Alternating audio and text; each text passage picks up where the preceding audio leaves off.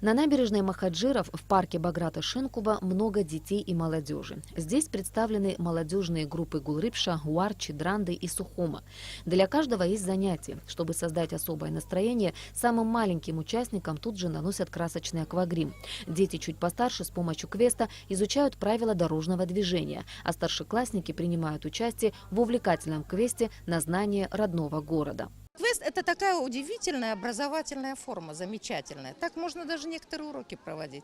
По истории, по географии, по литературе. Самые разнообразные уроки можно проводить, используя форму квеста. Это увлекательно. Они ищут много материала сами, они находят информацию сами. Им дается новая информация самим ребятам. Поэтому это очень хорошая форма. Мы ее опробировали не первый год. Общественная кампания по защите и продвижению прав ребенка в Абхазии стартовала в СДЮ более месяца назад. Кампания проводилась в партнерстве с Международным детским фондом ООН и Шведским агентством по развитию.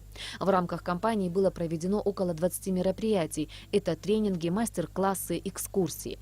18 молодежных клубов из всех районов Абхазии были задействованы в этих мероприятиях.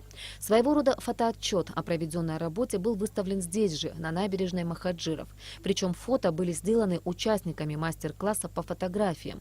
И все эти мероприятия направлены на то, чтобы дети знали и понимали, что у них есть права и обязанности. Ребенок у нас сегодня много чего знает, но откуда он получает информацию? В основном, конечно, из средств массовой информации, телевизор, интернет уже стал таким общим местом для развития. Но очень важно, чтобы мы, люди, живущие в Абхазии, своим примером и своим достойным поведением вот как-то все-таки старались, чтобы дети понимали, что у них есть права и у них есть обязанности. И это важно, потому что только хочу, только мне можно, только мне надо. Это не то, что мы хотели бы, чтобы в наших детях воспитывалось. Это и в традициях абхазского народа.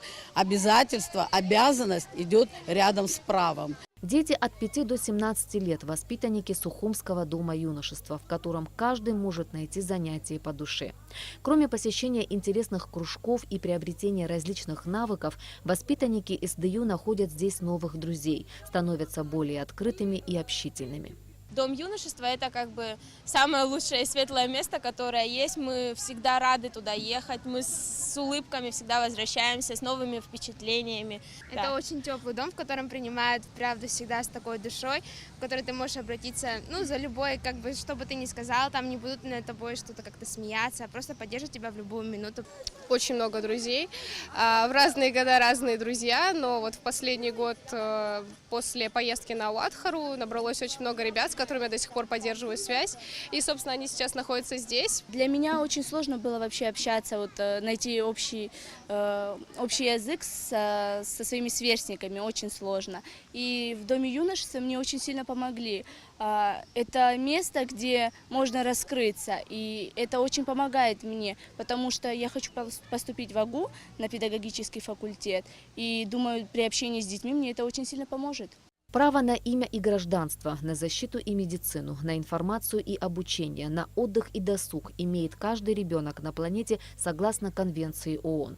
И, наверное, самое главное право ребенка – это право на семью. Каждый взрослый должен помнить об этом и в век высоких технологий не забывать дарить детям то, в чем они больше всего нуждаются – внимание и заботу. Ирина Аршба, Тимур Гугохия, Абхазское телевидение.